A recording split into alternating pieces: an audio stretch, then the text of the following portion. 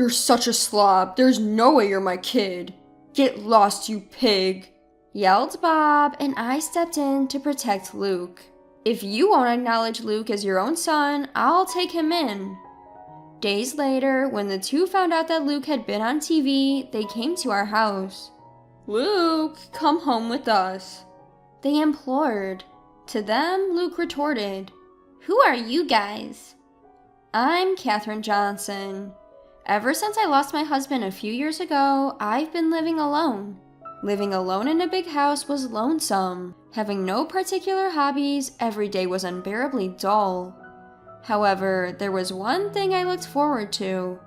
That was seeing my grandson, Luke. Seeing my adorable grandson, Luke, was the only thing that brought me comfort. My son Bob and his wife Michelle ran a nightclub together. It seemed to be flourishing, and the couple always seems busy. The two had a baby after several years of marriage.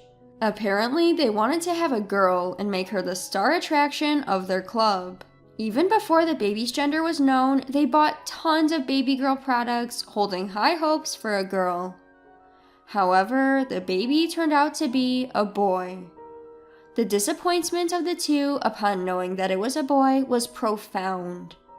Once the baby is born, you'd think they find it endearing regardless. That's what I optimistically thought, but it didn't go that way. Bob and Michelle showed no interest in the baby they had brought into the world, nor did they seem to care much for him. Even his name wasn't given much thought by the two. Fed up, I presented a few options, and from those, the couple chose the name Luke. The couple continued to show little interest in Luke. The two were determined to have a girl next time, but they never had another child. Michelle gradually began to harbor resentment towards Luke. "All our plans got messed up because you are not a girl. It's all your fault." Michelle seemed to have such misplaced hatred towards him. Moreover, led by Michelle, Bob too began to adopt a cold attitude toward Luke. If only I had intervened at that point, maybe things wouldn't have turned out this way. Eventually, Michelle stopped making meals for Luke. She'd leave a $5 bill on the table every day before heading to work, not returning until the early hours of the morning. Luke spent the long hours from evening to night alone. Just imagine how daunting it must have been for a young child to wait alone for his parents' return. With the money Michelle left, Luke had been buying his meals at the convenience store. Still a young boy, Luke didn't consider things like nutritional balance and would often buy sweets and potato chips to eat. Furthermore, there were times when he would eat convenience store meals that were about to be discarded. A child going to the convenience store alone daily is inevitably noticeable. A sympathetic convenience store worker would secretly share some food with Luke. Thanks to this, even on days when Michelle didn't leave money, Luke was never without a meal. By the time Luke was in 3rd grade, his weight had exceeded 150 pounds. This was the result of his unhealthy diet of sweetbread, convenience store meals, and sweets every day. Bob and Michelle seemed displeased with this. Ever since Luke had put on weight, the two had been verbally abusive towards him. "Look at how fat you've gotten. Get a grip. You're not my child, you're just a fat burden. Get out, you're in the way." When I learned that they had said such things, it felt like my heart would burst. I wonder how Luke felt hearing such words from his father. Worried about Luke, I occasionally visited his house to check on him. From Bob and Michelle's tone, I had a hunch they were starting to resent Luke. I visited their home to confirm that they weren't doing anything terrible to Luke. One day, sadly, my fears came true. "There's no way a fatso like you could be my child. Get lost, you pig." As soon as I opened the door, I heard Bob shouting. I rushed towards the noise and saw Luke lying on the floor. Judging from his hand on his cheek, Bob must have hit him. "Bob, what are you doing?" I rushed over to Luke, pulling him towards me to shield him from Bob. Looking at Luke, he gazed back at me with a vacant expression. His look resembled that of surrender, and I regretted making such a young boy wear such a face. Bob seemed unaware of my arrival, his eyes wide as if they were about to pop out. Do you understand what you're saying? Luke is genuinely your child, I yelled at Bob. Although Bob is my son I gave birth to, I couldn't comprehend what he is thinking at all. Even if Luke was not the daughter he had hoped for, I could not believe the treatment he was giving to his own innocent son. If you don't acknowledge Luke as your child, I'll take him in. Both Luke and Bob were taken aback by my sudden words. From there, the conversation moved rapidly. Bob and Michelle, seizing the opportunity to rid themselves of their problem, accepted my proposal eagerly. Thanks, Mom. Now I can concentrate on my business, right, Michelle? Yes, thank you so much. On the day I took Luke in, the two of them said this with the brightest smiles I had ever seen. That smile made me sad. I fully understood how little they cared about Luke. I had been observing, thinking that it would be best for Luke that he was with his real parents, but I strongly regretted not taking him in earlier. On our way back to my house, Luke said, I'm sorry, I'll grow up fast and move out. What on earth was he saying? When I asked him, Luke replied with a stoic expression.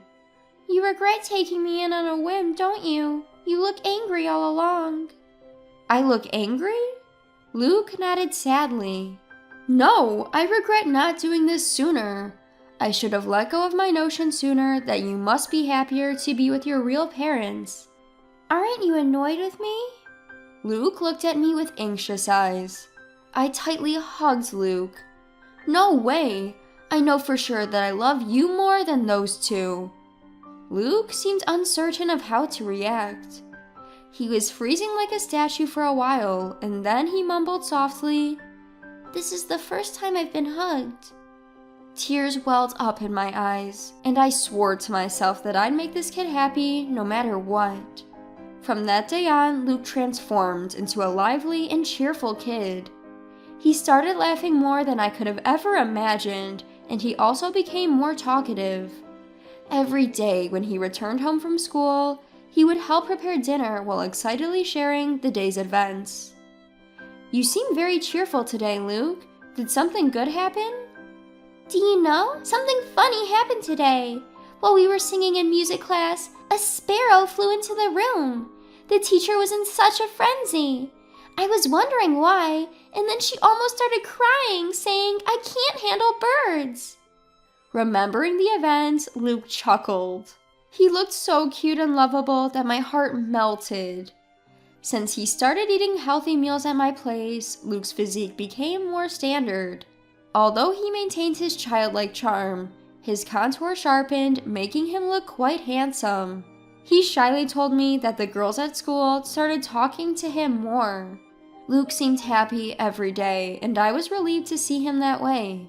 The day of the first parent-teacher conference since I took Luke in came. Luke's homeroom teacher made a suggestion. Why don't you have him take an IQ test at the hospital? This suggestion made me anxious. I felt like they were saying there was something wrong with Luke's intelligence. Is Luke falling behind the others? As I asked this, the teacher hurriedly waved his hands. No, it's the opposite. From my experience, I believe Luke may be gifted. I was a bit puzzled by the unfamiliar term gifted. According to the teacher, gifted refers to children who possess innately higher abilities compared to their peers. The teacher handed me a piece of paper. This is a graph showing the change in Luke's grades. At a certain point, Luke's grades have shot up significantly. Sure enough, the graph showed a sudden upward trend. Looking at the dates written on the x-axis, I realized that the change happened right after I took Luke in. I was surprised at how sudden it was, so I asked Luke, have you started going to cram a school or something? This increase is unusual though, but that wasn't it. Apparently, Luke had been adjusting his results to avoid doing too well. I didn't quite understand what the teacher meant, so I turned to look at Luke, who was sitting next to me. Noticing my gaze, Luke began to speak. At my old home, if they found out I was doing well in school, they didn't like it. They'd say I was being cheeky and I'd get hit more than usual. Luke shrugged his shoulders. So, during tests, I would intentionally leave answers blank or get them wrong. I actually knew all the answers, though. Luke smiled smugly. Now there's no need for that, so I just take the test normally. It's so easy it's boring. Even just reading the textbooks lets me understand everything in class, which isn't fun. I want to study something more challenging. Luke sighed deeply. I was momentarily worried that the teacher might feel offended by his words, but my worries were eased when I heard the teacher laughing loudly. What do you think? If Luke is gifted, we might be able to provide support that suits him. Why not get tested at the hospital? If it's for Luke's benefit. With that in mind, I decided to take Luke to the hospital over the weekend. From what I can tell, based on his behavior at school and home, as well as the results of his IQ test, it seems that Luke may be gifted. The doctor spoke clearly. Luke's IQ was significantly higher than average, which surprised me. I had no idea Luke was this smart. No wonder he finds school so easy. To fulfill Luke's desire for more challenging studies, I decided to hire a private tutor for him. The tutor is a veteran who graduated from a prestigious American university, and he understands Luke's characteristics. Luke was pleased, saying it was more fun than school. He passed both the English and Chinese proficiency tests with the highest grade at the tutor's suggestion. When the tutor posted about his proud student on social media, it spread rapidly. Luke became the talk of the town, and we started getting interviews from newspapers and television stations. One day, while spending the usual time with Luke, the doorbell rang. Oh, are the reporters here already? There was still about 30 minutes left until the interview time. I opened the door expecting the reporters and was surprised. Long time no see, Mom. I've come to get Luke. There they were, Bob and Michelle. What brings you here? When I asked, Michelle flashed a bright smile and replied, Dear mother-in-law, thank you for caring for Luke until now. From now on, he will live with us. I couldn't believe what I was hearing. What on earth is this woman talking about? You must be joking. Luke has an interview soon. I'm very busy. Please leave. Upon hearing the word interview, Bob and Michelle's eyes lit up.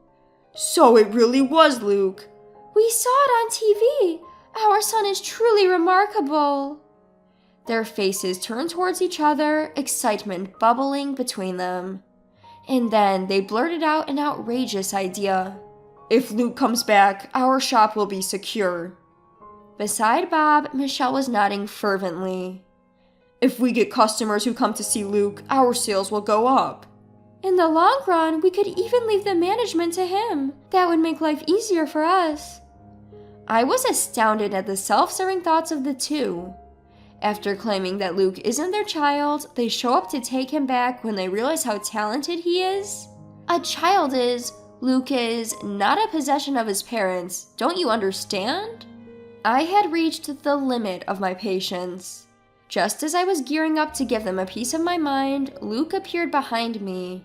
Seeing Luke, Bob and Michelle broke into smiles.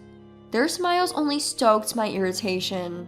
However, their smiles were shattered by a single phrase from Luke. Who are you guys? Luke asked, staring at the two straight on. They looked bewildered. Who are we? We're your dad and mom. You're our beloved child who I suffered to give birth to. Michelle's words made me feel sick. How dare she call him her beloved child? Just as I was about to retort, Luke smirked and said, My only family here is my grandmother. I don't know you people who abandoned me. He stated this firmly. Luke, that woman is your grandmother, not your mother. Come back home with us. Bob tried to persuade him gently, but Luke glared at him. My home is here with my grandma. Unlike you, she's always shown me love. You abandoned me, and now you want to reclaim me because you think I'm useful? You're not my parents. It was the first time Luke had ever raised his voice like that. Bob and Michelle cringed at his outburst. Bob, visibly irritated, tried to grab Luke's arm. Just as I was about to intervene, a voice called out from behind Bob. Is what he said true? Did you abandon him? Journalists began to gather around, their faces solemn. They had come to interview Luke. It was already the time of our appointment with them. Reporters surrounded Bob and Michelle. They circled Bob and Michelle, firing off questions at them. Later, this interview was broadcast on television with the sensational title, "The Sad Past of a Genius Boy, Confronting the Parents Who Abandoned Him." The impact was immense. The couple was lambasted on social media, and their business received numerous angry calls. "How could you abandon him just because he wasn't a girl? Don't try to manipulate your child for your own convenience." On top of the angry calls, crowds of people apparently gathered to see the faces of these terrible parents. Needless to say, business could not operate normally under these conditions. In desperation, Michelle reached out to her parents for help, only to receive a cold response. "You reap what you sow. Deal with it yourself. We have no intention of helping anyone who would abandon their child." Bob and Michelle were universally scorned and abandoned. The two of them were reportedly upset, crying out, "Why is this happening to us?" Hopefully this incident will be a wake-up call for them. Although, given their current attitude, the prospects seem bleak. After that incident, Luke and I quickly moved away. I want to cut ties with them. I can't stand going through this over and over. I respected his decision, and we moved far away to prevent the two of them from ever approaching Luke again. We would have sought legal measures if we could, but it seems it's hard to sever ties with biological parents, even if they are adoptive. In Luke's new school, he made a good friend, who seemed to understand him well. Luke would bring him home, show him his homemade programming, and happily explain his points of interest. While I find Luke's interests a bit hard to follow, his friend seems to understand, listening attentively and nodding as Luke explains. From time to time, they would be engrossed in a discussion about programming. Seeing Luke so happy always made me feel glad we moved here. Thanks to his new friend, Luke has been able to live freely and happily every day. I hope they continue to get along well and support each other.